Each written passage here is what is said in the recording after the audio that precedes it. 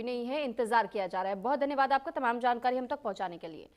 अब खबर बुलंदशहर से जुड़ी हुई आपको बताते हैं, जहां खाकी पर कई सारे सवाल खड़े हो रहे हैं। दरोगा ने 5 लाख रुपए की रिश्वत मांगी है। हत्या का मुकदमा दर्ज करने की धमकी दी गई थी। रिश्वतखोर दरोगा का ऑडियो भी अब सोशल मीडिया पर वायरल हो रहा है। पीड़ित ने एसपी से दरोगा की शिकायत की और पीड़ित के भाई का पेड़ पर लटका हुआ शव बरामद हुआ था। पीड़ित ने भाई की हत्या को लेकर के तहरीर दी। 3 लोगों के खिलाफ थाने में तहरीर दी गई थी। बुलंदशहर में खाकी पर एक बार फिर से सवाल खड़े हो रहे हैं, जहां एक दरोगा पर हत्या के मामले को लेकर के 5 लाख रुपए की रिश्वत मांगने का आरोप लगा। दरोगा का ऑडियो सोशल मीडिया पर वायरल हो रहा है। वहीं पीड़ित ने एसपी से मामले की शिकायत की। बताया जा रहा है कि कुछ दिन पहले पीड़ित के भाई पेड़ से लटका हुआ शव मिला था, जिसे लेकर के पीड़ित ने पुलिस में 3 लोगों के खिलाफ तहरीर दी।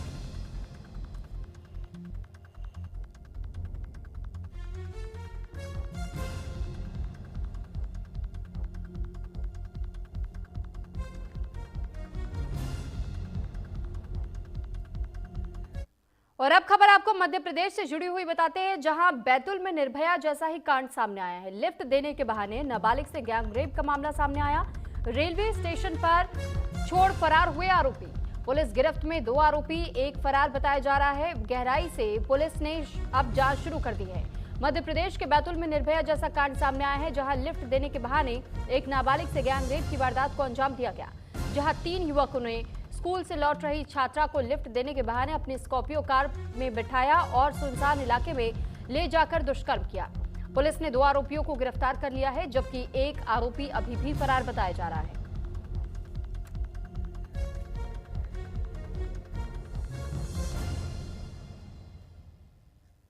तो मामला आपको मध्य प्रदेश से जुड़ा हुआ बता रहे हैं। दरअसल मध्य प्रदेश के बैतूल से ये मामला सामने आया, जहां निर्भया जैसा घटनाक्रम सामने आया है। बताया गया है कि दरअसल एक नाबालिग बच्ची को लिफ्ट देने के बहाने उसके साथ गैंगरेप की घटना को अंजाम दिया गया। इस पर ज्यादा जानकारी के साथ शैलेंद्र परासर हमारे साथ जुड़ चुके हैं। शैलेंद्र, जानकारी चाहेंगे आपसे कि कब की ये घटना बताई जा रही है, बच्ची की स्थिति इस वक्त क्या है, और साथ ही अब तक आरोपी जो फरार बताए जा रहे हैं उनकी कोई धरपकड़ की अब तक भी संभावनाएं नजर आ रही है क्या, या अभी और समय लगेगा, तलाशी जारी है?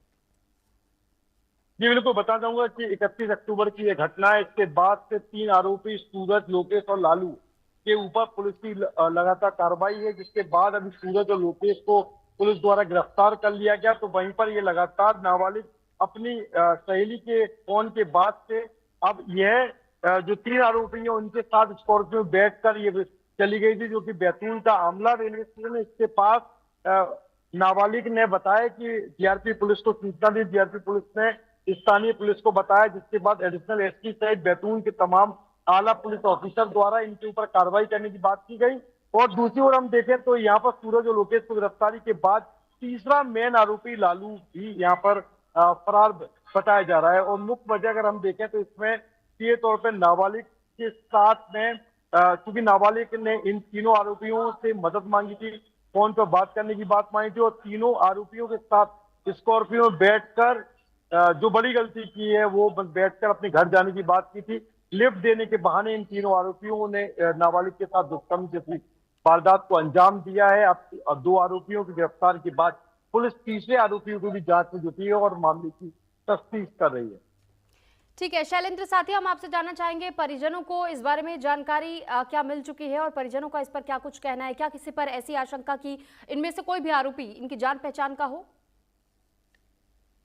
सुरभि, जो कि परिजनों से हमने मतलब न्यूज इंडिया की टीम ने बातचीत की है, हमारे संवाददाता ने बातचीत, परिजनों को इस घटना की जानकारी नहीं थी। लापता 31 अक्टूबर से नाबालिग थी, जिसकी बात तहरीर को जरूर परिजनों ने पुलिस स्थानीय थाने को दिया था। उसके बाद से लगातार पुलिस इसकी बात जीआरपी की जैसे 1 नवंबर को जानकारी मिली, उसके बाद तफ्तीश में जुटी और 1 नवंबर की रात को आरोपियों की धरपकड़ करने के लिए बैतूल जिले की पुलिस प्रशासन द्वारा 2 आरोपियों को गिरफ्तार कर लिया गया। और मामले की जांच के बाद तीसरे आरोपियों को भी गिरफ्तार किया जाएगा। लेकिन परिजनों भी अभी हक्के वक्के इस बड़ी घटना के बाद, क्योंकि छात्रा नाबालिग थी और उसके कॉलेज से लापता के बाद परिजनों के पास निश्चित ही काफी संशय का विषय बना हुआ है।